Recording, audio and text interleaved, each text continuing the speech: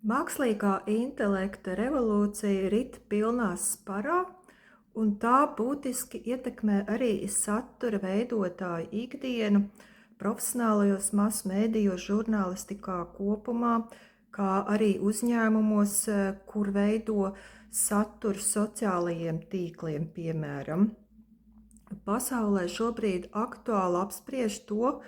kā nokļūt nevis Google meklētājā pirmajās rindās, tā teiksim, top 10 ar saviem linkiem, kas aizvedīs uz rakstiem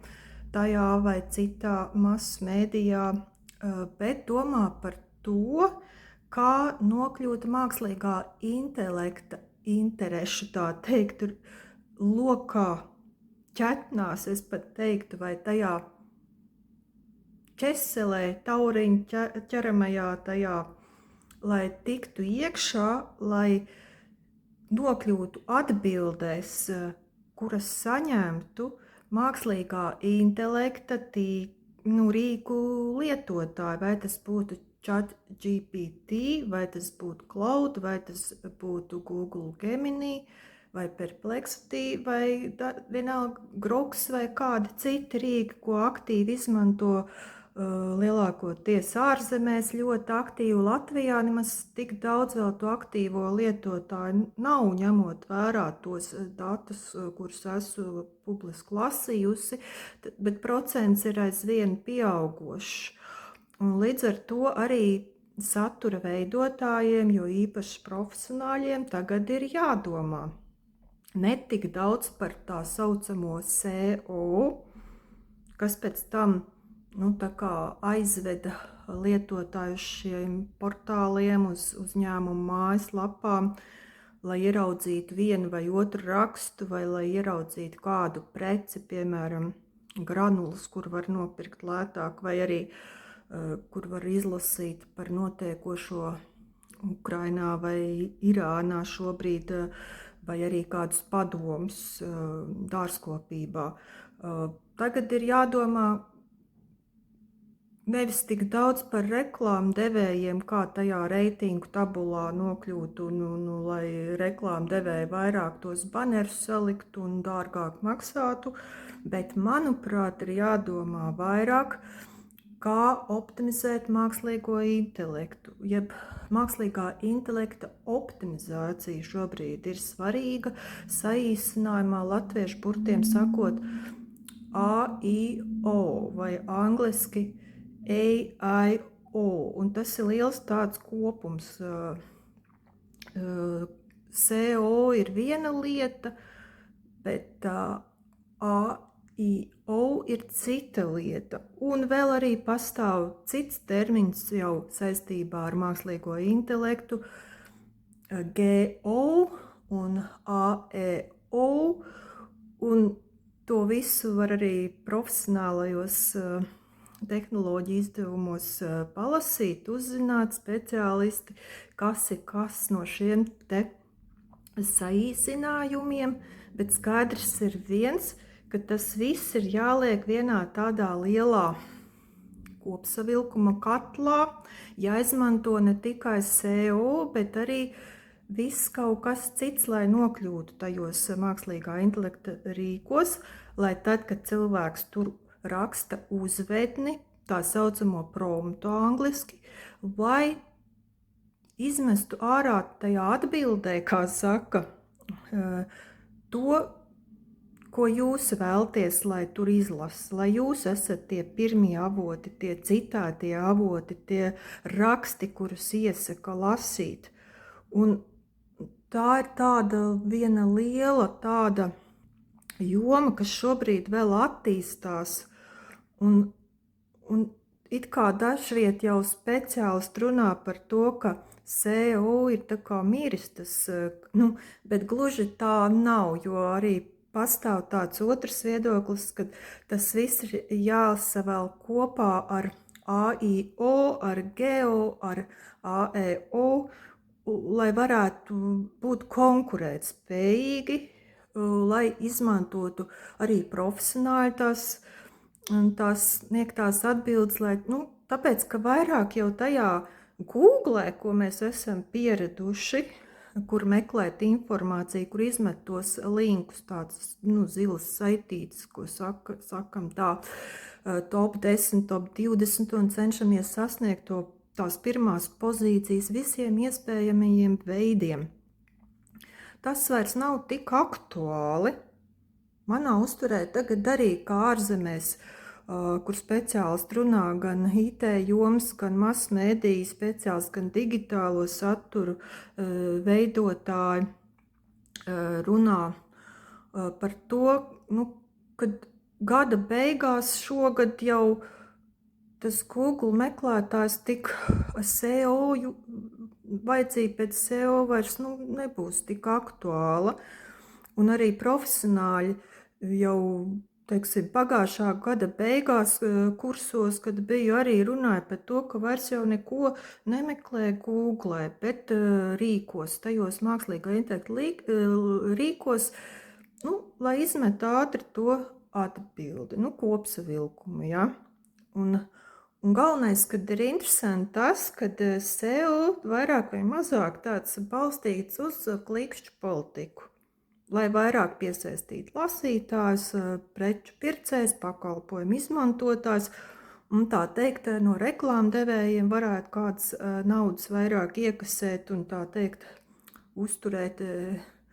pie dzīvības varbūt kādu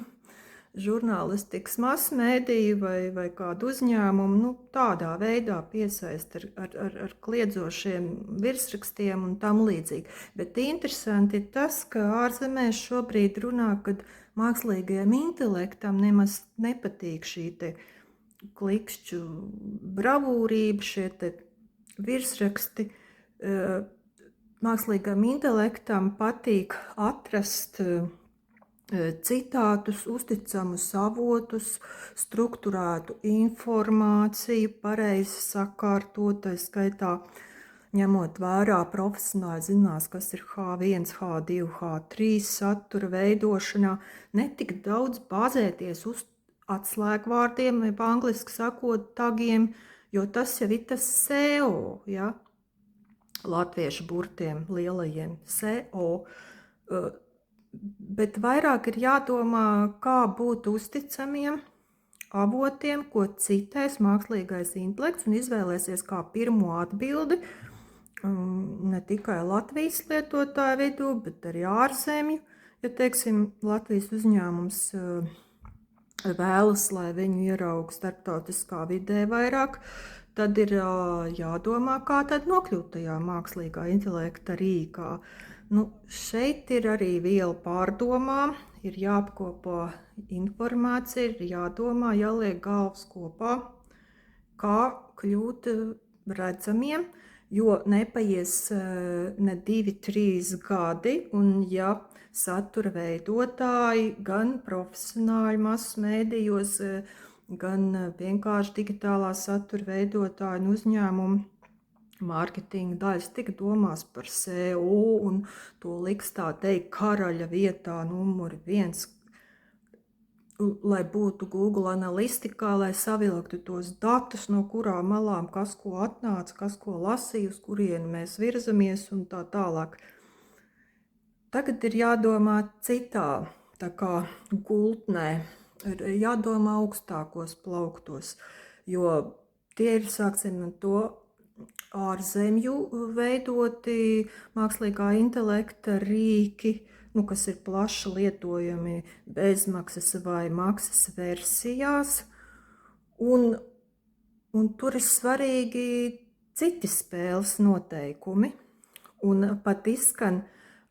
tehnoloģiju izdevumu tādos profesionāļu izteikumos, izskan, kad tas pat ir laiks, kad atzīt profesionālai, uzticamai žurnālistikai ar kārtīgiem avotiem, ar virsrakstiem spēcīgiem, kāds ir klasiskajā žurnālistikā, lai viņus tieši citētu šajos te kopsavilkumos un gan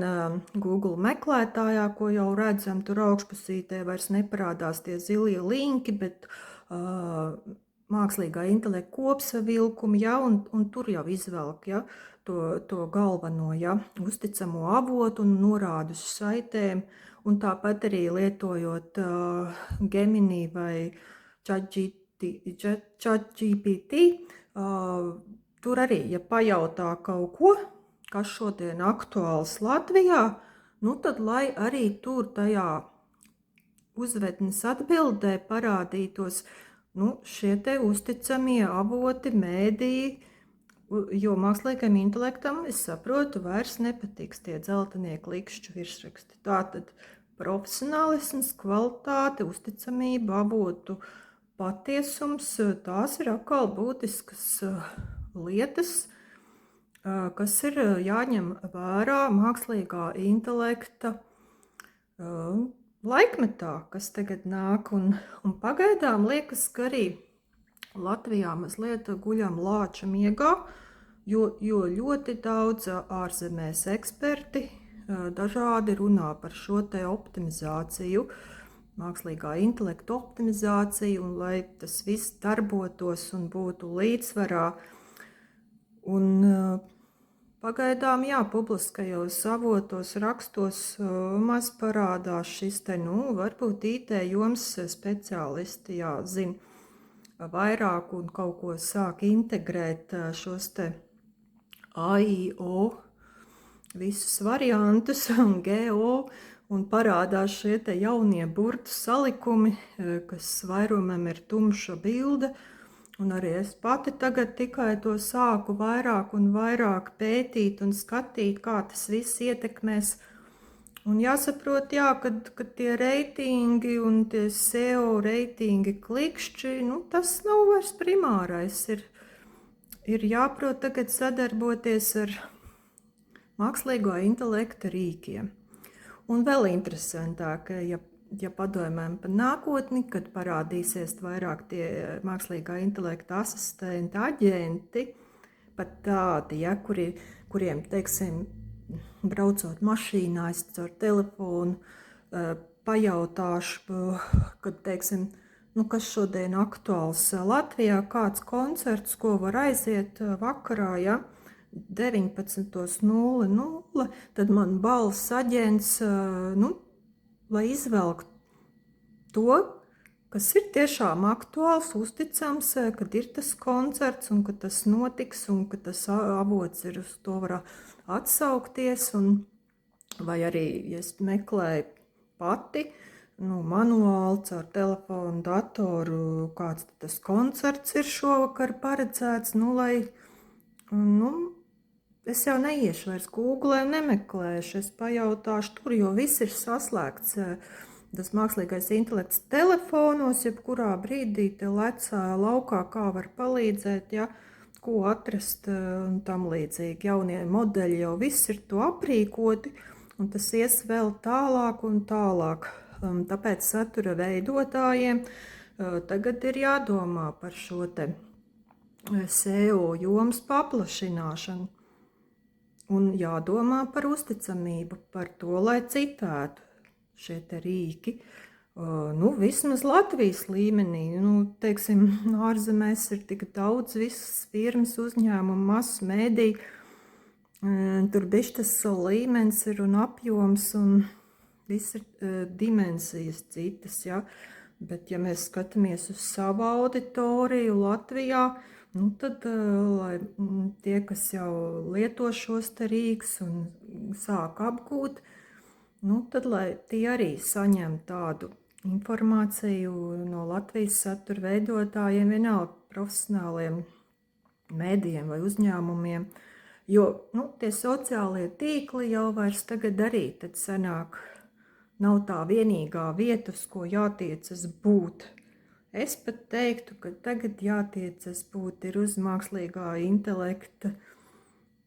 rīkiem, lai tie pamana, ko mēs darām.